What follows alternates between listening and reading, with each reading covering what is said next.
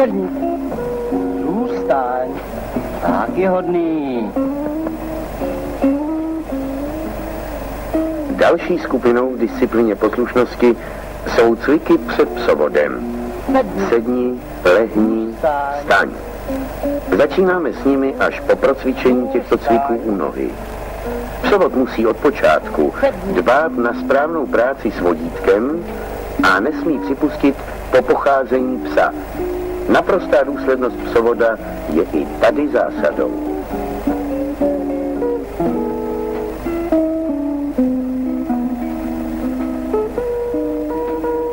Lehni. Zůstaň. Zůstaň.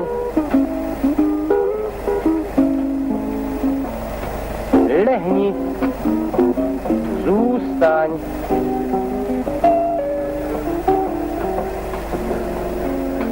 Teprve po důkladném procvičení za pomoci vodítka může psovod postupně prodlužovat vzdálenost.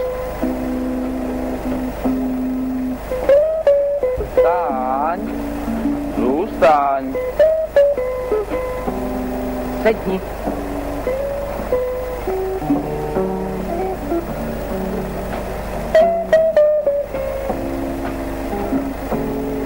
Staň.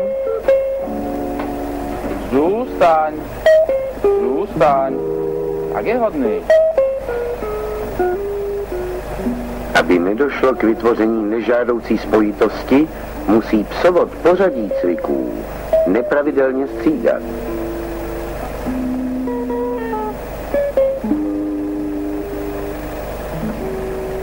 Dobré výsledky ve výcviku psa jsou do značné míry závislé na práci psovoda, především na správném, systematickém a pravidelném postupu v procesu výcviku.